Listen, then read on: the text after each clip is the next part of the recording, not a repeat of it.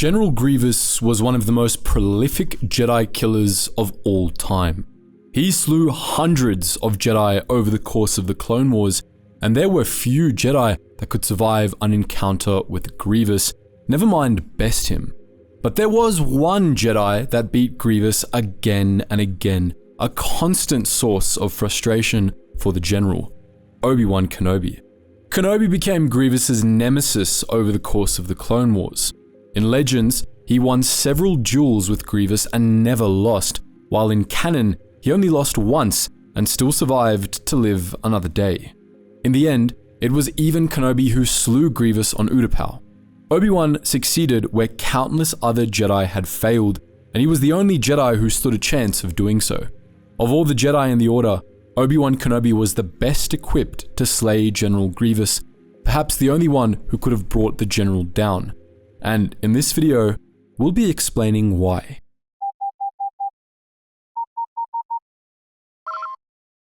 Attention, Sergeant on deck! Like with all of our character analysis videos, we're going to discuss our sources before we get into things, and as we're sure you saw coming, this is going to be another video that quotes heavily from the Revenge of the Sith novelization by Matthew Stover. As always, we encourage you to buy the novelization, read it for yourself, and support its author. This video is going to be partly a continuation of a recent character analysis we did about General Grievous. We'll be referencing that video pretty regularly, so if you haven't seen it, we suggest you go watch that one first. With that out of the way, let's begin. On the surface, Obi-Wan Kenobi seems to be a very straightforward and uncomplicated character. Whether it's in the prequels or in the original trilogy, what defines Obi-Wan is that he's a Jedi, and he tries his best to embody what being a Jedi means.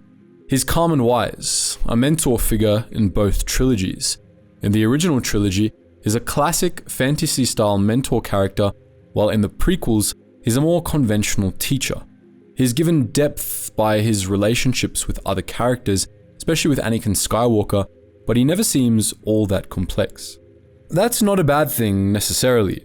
Some people are just clear-cut like that, but this is also only a surface impression, and like most surface impressions, it doesn't tell the full story. Beneath the surface, Obi-Wan Kenobi was a man of many contradictions. You can see this in the films. In the prequels, his Jedi calm, intelligence, and humor contrast with the sort of grumpiness that's most evident in Attack of the Clones, while in the original trilogy, his status as Luke Skywalker's wise mentor is undercut somewhat by the fact that he lies to Luke, or at least distorts the truth, when first telling him about his father. Obi-Wan was full of these sorts of contradictions, and they're essential to understanding his character. They make him more human, but more importantly, they're what make him the great Jedi he evidently is, as the Revenge of the Sith novelization describes. This is Obi-Wan Kenobi, a phenomenal pilot who doesn't like to fly, a devastating warrior who'd rather not fight, a negotiator without peer who frankly prefers to sit alone in a quiet cave and meditate, Jedi Master, General in the Grand Army of the Republic, member of the Jedi Council, and yet, inside, he feels like he's none of these things. Inside, he still feels like a Padawan. It is a truism of the Jedi Order that a Jedi Knight's education truly begins only when he becomes a master. That everything important about being a master is learned from one's student. Obi-Wan feels the truth of this every day. He sometimes dreams of when he was a Padawan in fact as well as feeling. He dreams that his own master, Qui-Gon Jinn, did not die at the plasma-fueled generator core in Theed. He dreams that his master's wise guiding hand is still with him. But Qui-Gon's death is an old pain, one with which he long ago came to terms. A Jedi does not cling to the past, and Obi-Wan Kenobi knows, too, that to have lived his life without being master to Anakin Skywalker would have left him a different man, a lesser man. Anakin has taught him so much. Obi-Wan sees so much of Qui-Gon in Anakin that sometimes it hurts his heart. At the very least, Anakin mirrors Qui-Gon's flair for the dramatic and his casual disregard for rules. Training Anakin, and fighting beside him all these years, has unlocked something inside Obi-Wan. It's as though Anakin has rubbed off on him a bit, and has loosened that clenched jaw insistence on absolute correctness that Qui-Gon always said was his greatest flaw. Obi-Wan Kenobi has learned to relax. He smiles now, and sometimes even jokes, and has become known for the wisdom gentle humor can provide. Though he does not know it, his relationship with Anakin has molded him into the great Jedi Qui-Gon always said he might someday be. It is characteristic of Obi-Wan that he is entirely unaware of this. Being named to the council came as a complete surprise. Even now, he is sometimes astonished by the faith the Jedi Council has in his abilities and the credit they give to his wisdom. Greatness was never his ambition. He wants only to perform whatever task he is given to the best of his ability. He is respected throughout the Jedi Order for his insight as well as his warrior skill. He has become the hero of the next generation of Padawans. He is the Jedi their masters hold up as a model. He is the being that the Council assigns to their most important missions. He is modest, centered, and always kind. He is the ultimate Jedi. The surface impression of Obi-Wan as the exemplary Jedi is correct, but what that means is a lot more complicated than it might seem at first. Obi-Wan is great because he doesn't try to be. He simply follows the Jedi way, does his best to live up to what he was taught, and trusts in the Force. He isn't striving to be the best. He isn't driven by the thought of not living up to Qui-Gon or something like that. He understands that greatness is overrated, and that what Jedi should strive to be is Jedi, plain and simple, nothing more. Ironically, it's that simplicity that makes Kenobi such a great Jedi. It allows him to let go of ambition, of the fear of not living up to Qui-Gon, of the desire to be better than others. As this passage states, he's even able to let go of the feeling of loss he had when Qui-Gon died, and his guilt for being unable to save his master.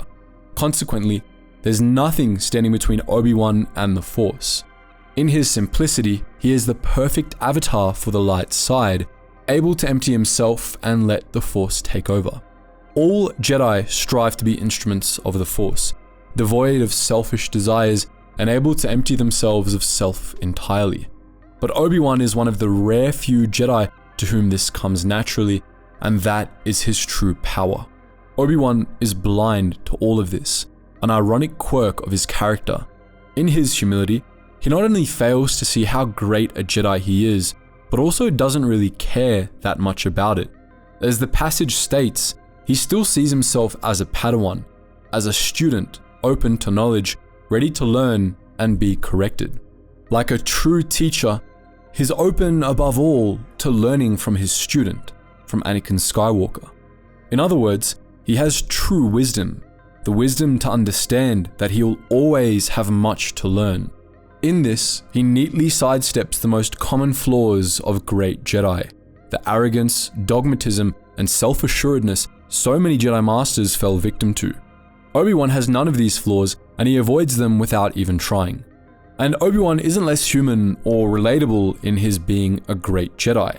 Though he lets go of his attachments and avoids letting his emotions control him, he isn't unfeeling. As the passage states, he still cares about Anakin, still felt pain over Qui-Gon's death, and is strongly touched when reminded of how much like Qui-Gon Anakin has become. Most importantly of all, he's compassionate, unfailingly kind as a Jedi should be. Obi-Wan feels, just like the rest of us, and he doesn't try avoid emotion. He simply doesn't let it control him. Compare all this to Anakin Skywalker. Though this passage points out how much Anakin has rubbed off on Obi-Wan, a lot of the ways in which it describes Obi-Wan run completely counter to how it describes Anakin in other sections. While Obi-Wan still feels like a Padawan despite being a master, Anakin feels ready to be a master despite having only recently been knighted and is convinced that he's being held back. While Obi-Wan has come to terms with Qui-Gon's death and isn't concerned with how he measures up to him, Anakin is terrified of losing Obi-Wan and constantly measures himself up against other Jedi. Obi-Wan isn't concerned with being a great Jedi, only to live up to the code as best as he can. Anakin was constantly consumed by a desire to be the best Jedi that ever lived. Because of all this, despite Anakin being stronger in the Force than Obi-Wan, Obi-Wan was the greater Jedi, and it was because of that Obi-Wan triumphed when the two came to blows on Mustafar. That was also the reason he was able to defeat General Grievous. as we discussed in our character analysis about him, General Grievous was a deconstruction of the Jedi. He represented a mockery of the Force, a living being who had forsaken the Force and even his own flesh in favor of cybernetic enhancement. He was a product of technology, an abomination in the eyes of both the Jedi and the Sith. But despite his rejection of the Force, he could mimic many Jedi abilities near perfectly. Indeed, he was a better lightsaber duelist than all but the greatest Jedi Masters, despite having ripped out the heart of lightsaber combat, able to mimic even complex techniques like Vapad on the fly due to the supercomputers wired into his brain. Jedi who had devoted decades to understanding and mastering the lightsaber were quickly and unceremoniously slaughtered by a being who not only lacked genuine understanding of and experience with the forms, but who had rejected the Force, which lay at the heart of all lightsaber techniques. What Grievous couldn't mimic, he made up for with psychological warfare, using fear, surprise, and intimidation to disrupt Jedi's connection to the Force and distract them so that they could be beaten. General Grievous was a technological terror, designed as a caricature of the power of the Force, a twisted mirror image of the Jedi, but one that, to the discomfort of the Jedi, beat them quite often and seemingly with ease. When faced with Walden Bridger, one of the Order's greatest Jedi weapons masters, Grievous killed him in under a minute. When faced with Adi Gallia, a member of the Jedi Council, Grievous killed her as well, at least before the Clone Wars retconned her death. When faced with 6 Jedi at once on Hypori and 4 Jedi at once on Coruscant, Grievous triumphed in both cases, leaving a trail of bodies in his wake. Shakti, Kruk, and Ayla Secura, all among the Jedi Order's greatest masters, were all beaten by Grievous, if not slain. Grievous even fought Mace Windu to a draw, assimilating and closely mimicking Vapad in the process. Grievous was an ideological challenge as well as a material threat to the Jedi. With every Jedi he killed, it was a triumph of technology over the Force, an argument that the Jedi were obsolete and that their time was over. But as we discussed in our full video about Grievous, this wasn't true. The power of technology was no match for the power of the Force, and a Jedi with the strength of will to see through Grievous's show of force, a Jedi so in tune with the Force as to be an instrument of it, could defeat him. In the days of the Clone Wars, as the Jedi Order waned and its greatest days were behind it, there were few Jedi left who matched that description. But there was one who not only had these qualifications, but the specialities required to counter Grievous's strengths entirely. Though he could defeat scores of lesser Jedi, Grievous was no match for the ultimate Jedi. No match for Obi-Wan Kenobi. This isn't just our opinion.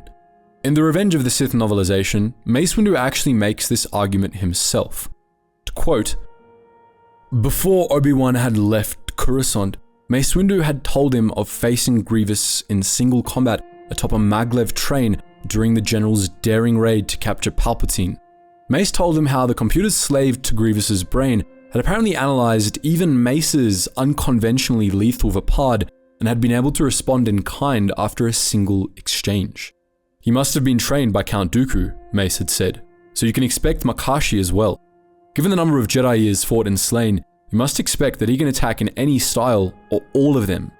In fact, Obi-Wan, I believe that of all living Jedi, you have the best chance to defeat him." This pronouncement had startled Obi-Wan, and he had protested. After all, the only form in which he was truly even proficient was Surisu, which was the most common lightsaber form in the Jedi Order. Founded upon the basic deflection principles all Padawans were taught to enable them to protect themselves from blaster bolts, Surisu was very simple and so restrained and defense-oriented that it was very nearly downright passive. "But surely, Master Windu," Obi-Wan had said, "you with the power of Vapad or Yoda's mastery of Ataru." Mace Windu had almost smiled. "I created Vapad to answer my weakness. It channels my own darkness into a weapon of the light. Master Yoda's Ataru is also an answer to weakness, the limitations of reach and mobility imposed by his stature and his age. But for you, what weakness does Surisu answer?" Blinking, Obi-Wan had been forced to admit he'd never actually thought of it that way. "That is so like you, Master Kenobi. the Kurun Master had said, shaking his head. I'm called a great swordsman because I've invented a lethal style. But who is greater, the creator of a killing form or the master of a classic form? I'm very flattered that you'd consider me a master, but really, not a master, the master, Mace had said. Be who you are, and Grievous will never defeat you.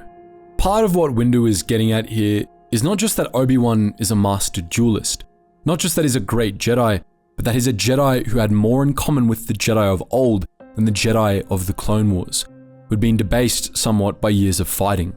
The Jedi Order we see in the prequel trilogy is not the Jedi Order at its best. We primarily see the Jedi on the decline, their vision clouded by the pole of the dark side, slowly consumed by the Clone Wars. They fall short of the Jedi Knights Obi-Wan fondly describes to Luke in A New Hope, the heroes of a more civilized time. But Obi-Wan is a classic.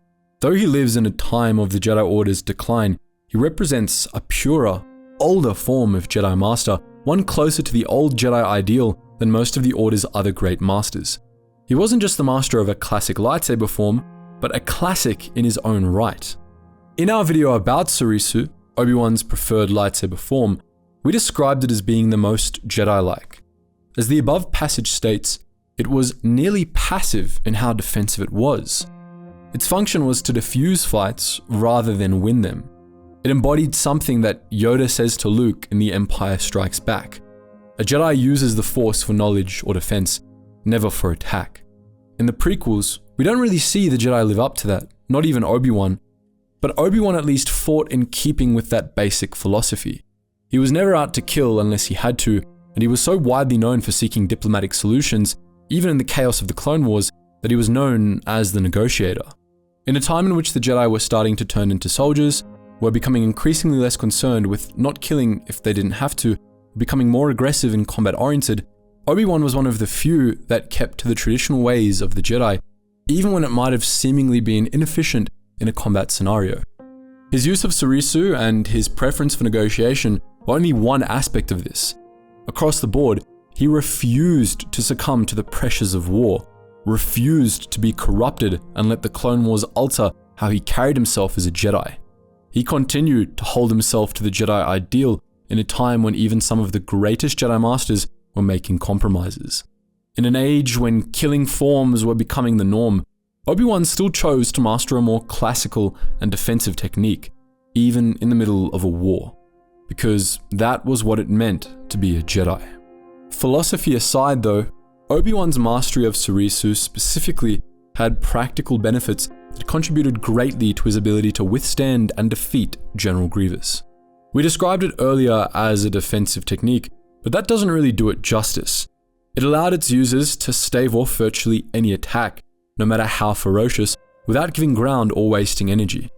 Surisu masters like Obi-Wan Kenobi could fend off multiple strong opponents in lightsaber combat, or deflect blaster fire from 100 attackers at once without even moving their feet, allowing them to weather an enemy's onslaught and outlast them in combat. In the hands of a true master, this form could transform a lightsaber into a perfect, impenetrable defensive barrier. The Revenge of the Sith novelization describes just how effective and unmistakable Surisu defensive techniques were during Kenobi and Skywalker's duel with Count Dooku. To quote the relevant passage, Kenobi's master had been Qui-Gon Jinn, Dooku's own Padawan. Dooku had fenced Qui-Gon thousands of times, and he knew every weakness of the Utaru form with its ridiculous acrobatics.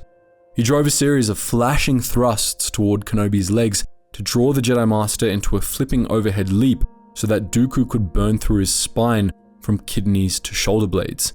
And this plan was so clear in Dooku's mind that he almost failed to notice that Kenobi met every one of his thrusts without so much as moving his feet, staying perfectly centered, perfectly balanced, blade never moving a millimeter more than was necessary, deflecting without effort, riposting with flickering strikes and stabs swifter than the tongue of a Guralian ghost viper, and when Dooku felt Skywalker regain his feet and stride once more toward his back, he finally registered the source of that blinding defensive velocity Kenobi had used a moment ago.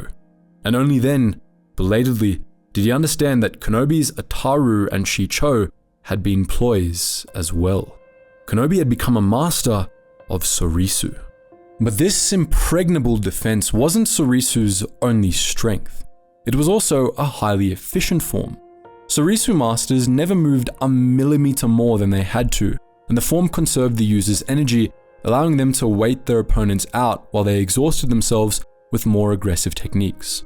It emphasized adaptability and leaving as little of the body as vulnerable as possible, making it highly resilient and effective even against the strongest foes.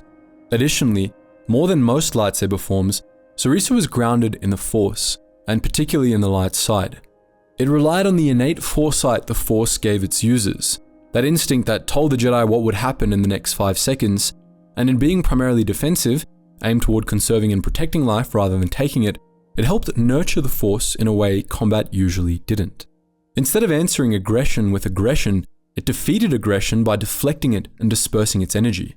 Sorisu was a cliff that the waves of the dark side would be broken against, and to master it was to exist in the eye of the storm, to be calm and unmoved by the turmoil of battle, even in the midst of it. But an often understated strength of Sorisu was just how basic it was. As described earlier, it was the most common form in the Jedi Order, little more than an extension of the basic lightsaber principles every Jedi knew.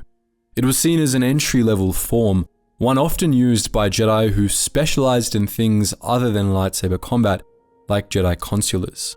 It was so basic that it didn't even have any attack moves, nor a finishing move.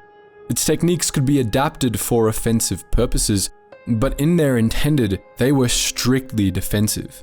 This simplicity was a strength itself. To again quote the novelization, "There is an understated elegance in Obi-Wan Kenobi's lightsaber technique, one that is quite unlike the feel one might get from other great swords beings of the Jedi Order. He lacks entirely the flash, the pure bold elan of an Anakin Skywalker. There is nowhere in him the penumbral ferocity of a Mace Windu or a Depa Billaba, nor the stylish grace of a Shakti or a Dooku, and he is nothing resembling the whirlwind of destruction that Yoda can become. He is simplicity itself.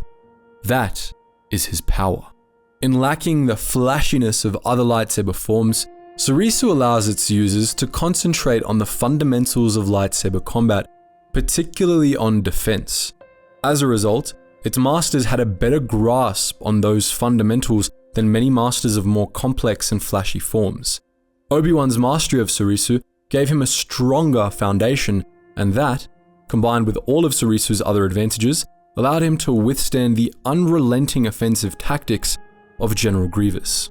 Obi-Wan wasn't the only Jedi Master to have mastered Sorisu, though he was the form's greatest living master at the time of the Battle of Utapau. Nor was he the only Jedi whose unparalleled, simple, and humble devotion to the Jedi way gave him an especially strong connection to the Force, though he was rare in how he refused to succumb to the pressures of the Clone Wars. But by the end of the war, he was the only Jedi left who had both of these strengths, and it was by applying them together that he was able to defeat Grievous. Obi-Wan's strong connection to the Force gave him an advantage against any opponent. After all things were part of the Force, including one's opponents in combat. Against Grievous, though, it allowed him to shrug off Grievous's psychological attacks. In the Force, Obi-Wan could neither be intimidated by Grievous nor caught at unawares by him. The Force gave him a strength of will to resist the General's efforts to wear him down, and it gave him the clarity he needed to see through Grievous's show of force, to perceive his weaknesses and the flaws in his attacks. While Grievous used terror to stack the odds in his favor against most Jedi, intimidating them into relying on their lightsabers instead of the Force, these tactics didn't work against Obi-Wan. The Force strengthened his will, and besides, the way he used his lightsaber was fundamentally rooted in the Force anyway. Grievous could never overcome the Force. He could only attempt to disrupt his opponent's connection to it, but Obi-Wan's connection was too strong to disrupt, and that put Grievous at a disadvantage. Even then though, Grievous was an overwhelming opponent in lightsaber combat, and that was where Sorisu came in. Grievous fought with multiple lightsabers, superhuman strength and speed, and unpredictable, unorthodox aggressive tactics that put even the greatest Jedi on the defensive. Grievous was the master of offense, able to unleash such a devastating forward assault that any single opponent would be overwhelmed by it. Any opponent except the master of Sarisu, the ultimate defensive technique, and the only one capable of weathering such a storm. To again quote the Revenge of the Sith novelization, "The electro drivers powering Grievous's mechanical arms let each of the 4 attack thrice in a single second. Integrated by combat algorithms in the biodroid's electronic network of peripheral processors, each of the 12 strikes per second came from a different angle, with different speed and intensity, an unpredictably broken rhythm of slashes, chops, and stabs, of which every single one could take Obi-Wan's life. Not one touched him. After all, he had often walked unscathed through hornet swarms of blaster fire, defended only by the Force's direction of his blade. Countering 12 blows per second was only difficult, not impossible. His blade wove an intricate web of angles and curves, never truly fast, but always just fast enough. Each motion of his lightsaber subtly interfering with 3 or 4 or 8 of the general's strikes, the rest sizzling past him. His precise, minimal shifts of weight and stance slipping them by centimeters. Between Sarisu and the Force, Obi-Wan was able to endure Grievous's all-out assault in a way no Jedi before had ever managed to. The Force nullified Grievous's psychological tactics. Sarisu countered his lightsaber attacks. Obi-Wan successfully neutralized Grievous's offensive, and once that was done, all he had to do was counterattack. This, as we said earlier, wasn't something Sarisu was built for, but it was something that it could be adapted to, as Obi-Wan demonstrated all throughout the Clone Wars. In his duel with Grievous, however, Obi-Wan went a step further and made his defense into his offense. To pull one final quote, Grievous, snarling fury, ramped up the intensity and velocity of his attacks, 16 per second, 18, until finally, 20 strikes per second, he overloaded Obi-Wan's defense. So Obi-Wan used his defense to attack. A subtle shift in the angle of a single parry brought Obi-Wan's blade in contact not with the blade of the oncoming lightsaber, but with the hand grip. The blade winked out of existence a hairbreadth before it would have burned through Obi-Wan's forehead. Half the severed lightsaber skidded away, along with the duranium thumb and first finger on the hand that held it. Grievous paused, eyes pulsing wide, then drawing narrow. He lifted his maimed hand and stared at the white-hot stumps that held now only half a useless lightsaber. Obi-Wan smiled at him. Grievous lunged. Obi-Wan parried. Pieces of lightsabers bounced on the Durasteel deck. Grievous looked down at the blade-sliced hunks of metal that were all he had left in his hands, then up at Obi-Wan's shining sky-colored blade, then down at his hands again, and then he seemed to suddenly remember that he had an urgent appointment somewhere else. Anywhere else. The battle didn't end there, of course. After this, Grievous fled to his starfighter while Obi-Wan pursued, battling with the general all throughout the ensuing chase. It was only after a lengthy battle that Obi-Wan finally killed Grievous, ripping open his armor with Force-enhanced strength before using Grievous's own blaster to finish him off. But through all of that, Grievous had essentially already been defeated. He was merely trying to escape, and the rest of the battle was a hectic and much less elegant scramble on Obi-Wan's part to kill him before he could. At any rate, none of it says all that much about Obi-Wan or Grievous that the lightsaber duel didn't. All of this is to say that Obi-Wan Kenobi defeated General Grievous because he was a true Jedi Master.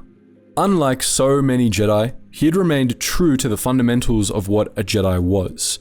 Not a warrior or a general or any of that, but an avatar of the Force, paragon of the light side. In the simplicity of his fighting style and his approach to the way of the Jedi, Obi-Wan never lost sight of the basics, and this, more than anything else, was what allowed him to escape the corruption of the Clone Wars and thus defeat General Grievous. Because the true damage the Clone Wars did to the Jedi, far worse than making them fight as soldiers and far worse than exterminating their order, was to make them lose sight of the Force. We said in our video about Grievous that what made his character unique was that he had forsaken life to become a machine and turned his back on the Force in favor of technological might. In a sense, the Clone Wars did something similar to the Jedi Order as a whole. It made them think as generals first and Jedi second, putting off contemplation of the mysteries of the Force to fight in the war. The Jedi came to use the Force as a weapon only.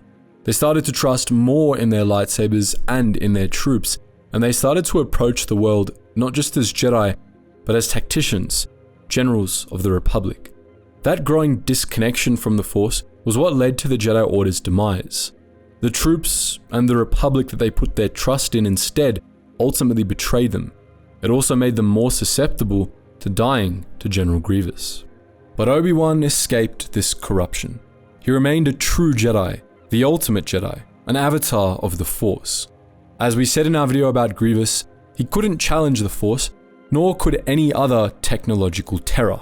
The Force would always triumph over all the machines and armies and tactics that sought to oppose it, and General Grievous was no exception. It only took a Jedi whose connection to the Force remained untarnished to defeat him, and to do so easily. Obi-Wan Kenobi didn't think of himself as one of the Jedi Order's best Jedi, and in another era, he might have been right.